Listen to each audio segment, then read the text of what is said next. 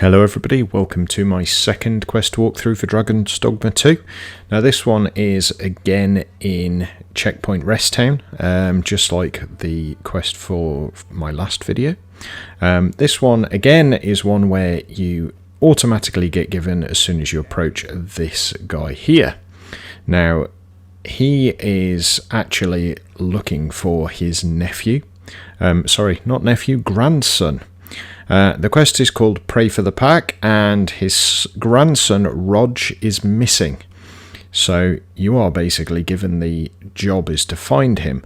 Now while you're talking to him, somebody does come and say that the boy has been taken by a pack of wolves. Now as you can imagine, when a small boy is taken by a pack of wolves, dragged off by a pack of wolves, you know you don't have much time. Now the one good thing about Dragons Dogma, some may see it as a negative, but I actually think it's quite nice, is the fact that the perceived importance of a quest is actually the importance of the quest. So as I was just saying, if a child was dragged away by dogs, for instance, in the real world you would immediately chase after those dogs to try and save the child. Now in this it's very similar. If you have a child that is dragged off by wolves, it's timed. The child could die by the time you get there, so it very much is a case of getting there as soon as you can. Now I'm going to show you the entire length of the path. Obviously I've done this already, so there are some things that you might want to skip, such as looking for the chest that I just had come up on screen a second ago. Don't bother doing those as you're trying to get to the child, because if you do, you're in a very, very risky position. Now the first time you come down here, you'll probably be set upon by quite a number of things. Now you have two options. You can fight them, and on my playthrough I actually did fight them and I was still in time to save the boy, or you can just try and run past them all. Now running past them holds its own risks, such as being attacked and hit in the back or losing some of your pawns, so it might be worth killing whatever you see. Now you're trying to get to this section, the Putrid Cave, all the way over here. Now there are multiple ways. I've gone the shortest route for me, that I thought was the shortest route when I first did it, and indeed it probably is one of the easiest ones to achieve. Just make sure there was a griffin the first time I did this area as well, so just be careful of that griffin. But basically there is a little bridge across the water here. Now the bridges can be destroyed if you attack them, and if they do, then they will unfortunately not be passable for a number of days. I'm not quite sure how many, but they do have to be repaired, and you can't repair them yourself. So this fight actually does make the bridge collapse, so I cannot come back the same way, but that's fine because there is an alternative route, and once you've saved the boy you can spend as long as you need to get back. There is no time constraint once the boy is saved. So if I just dispatch these, and then we can carry on with the rest of the walk. Now there are multiple sections where you do get attacked again, as I said. There's quite a few along this particular stretch of road, mainly wolves, but the good thing about this game is you can actually pick things up and throw them. So there we go, in the water. Now again, the faster you manage to kill any enemies you come across, the safer the boy is going to be, so do try and kill them as quickly as you possibly can. If you've leveled up quite significantly when you first come here, it will help you a ton, because you will have better equipment and better skills. You'll probably also have better party members as well, which is also extremely important. Now it's quite a windy path. The reason I chose the route I did on the way out before I destroyed that bridge is because if you go the other route, there's a lot of harpies, and the first time I did it at night, and there was a lot of undead in the area as well. So if you can try and make sure you only travel during the day, it's much more preferable. Obviously if you go anywhere near that guy at the top of the hill before you rest, then it is just going to kick you into it, and you're not going to necessarily know when darkness is going to fall. What I would suggest, as soon as you get to the town, go to the inn.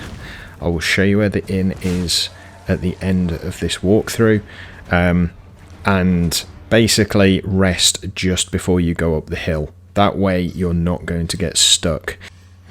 Once you've rested, you can obviously go and talk to him or go near him, and the quest will automatically get selected. Now here you want to make sure you do stick to the right hand side, and you can see there is a cave inside the cliff face just under all the trees ahead. That's where you're going to be heading. Now the first time I went through there was actually an ogre in there that I needed to fight. Again, I did manage to defeat the ogre and still had time. So although it's time sensitive, it's not a case of if you get stuck in any combat whatsoever you're going to fail.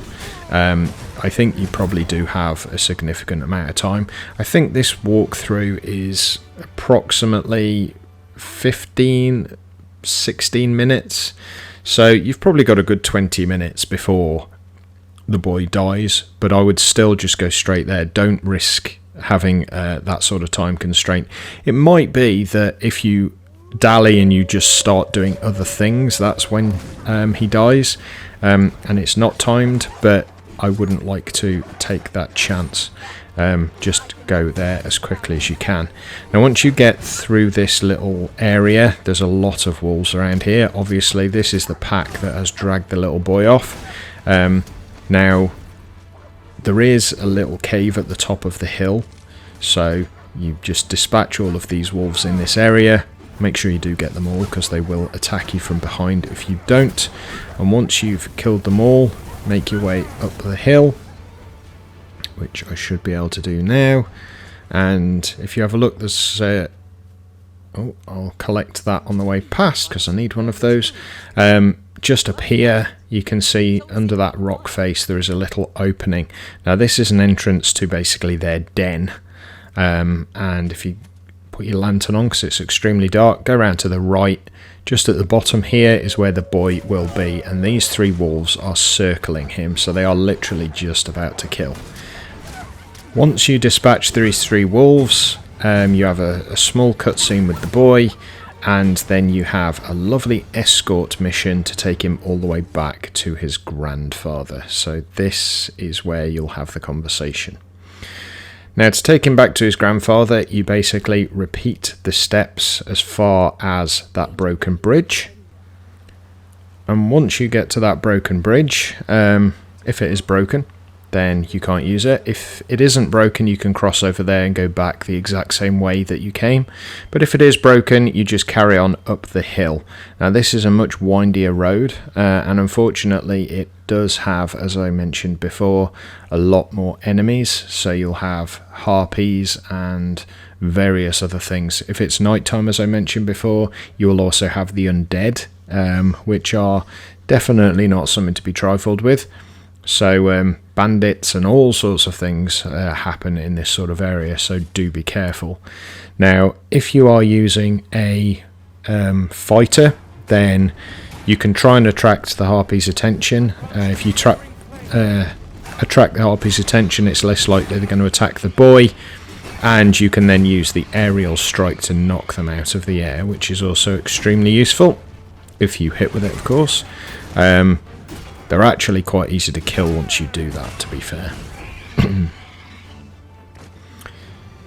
So again, you can spend some time doing other stuff now because the boy is in your care, so to speak. But again, do be careful because he can still die if he falls off a cliff or if he is attacked by something. I did notice when I was playing through that nothing tended to target him when you're escorting him, but I wouldn't like to say that they won't kill him. It might just be that they don't see him as a threat, so just well, take that into advisement. I'm not going to guarantee that they're not going to attack him. It was just my playthrough, they didn't. So make your way as quickly as possible. There's obviously lots of Saurians in this cave as well, so there's quite a few enemies that you have to take on. bearing in mind that, as I say, they don't tend to attack him. Dispatch them as quickly as you can. I will skip past the rest of this fight because it just happens in this cave and takes quite a long time. Okay, so once you've done that, you will have some more enemies come around these sorts of buildings. So when you're actually coming near buildings in these areas, you will have brigands inside them. So do be careful of that. And sometimes they'll actually steal items off you. Now, if you're quick enough to kill the enemy before they've run away with whatever they've stolen, the first time it happens, you will unlock a trophy. Obviously, that's considering on PlayStation. It'll be an achievement on Xbox, and I think probably an achievement on Steam as well. But PlayStation is my focus, and you will get a nice little trophy. I think it's called "To the Winner Goes the Spoils" or something like that. But yeah, just make sure you do kill it before it runs off with your stuff, because it can be quite nasty to lose it all.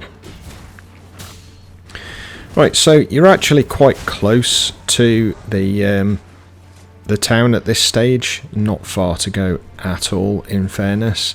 Now, there are more bandits inside than you would actually think, so you do have to be careful that you don't leave any behind who might be attacking the boy. So just remember to ensure that they are all dead before you carry on. And then there's more enemies up ahead. You can see why I chose to go the other way, because going the other way you would have had all of the same fights with the wolves and everything, but you'd miss out all of this bit, so you don't have all of these on the way, because obviously on the way these will slow you down and could cause the boy to die. So try and take the faster route on the way out if at all possible.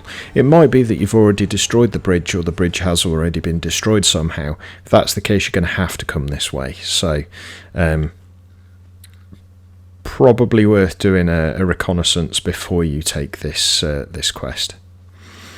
So just around this next bend, we'll go back to the town. Now, once you get into the town, make sure the boy is right behind you, because if the boy is right behind you, then you have the lovely ability of going into the cutscene with the guy who gave you the quest straight away. And that's obviously really useful, because you don't have to wait for the boy to catch up, which isn't a problem, but it's better if he's there straight from the beginning. And once you go and speak to the guy at the top of the stairs, he will give you some rewards. Now, the rewards, assuming he's alive, will be 11,000 gold, a couple of miracle roborants, and 4,000 experience. If he's dead, unfortunately, you don't get the gold or the roborants, but you still get experience from the mission. So hopefully this has helped you catch up and save the boy. And there we go, that's the mission. If you have enjoyed it and found it useful, please make sure you do click the like button, subscribe if you're new here, and I'll see you for my next video very soon. You all take care, bye for now.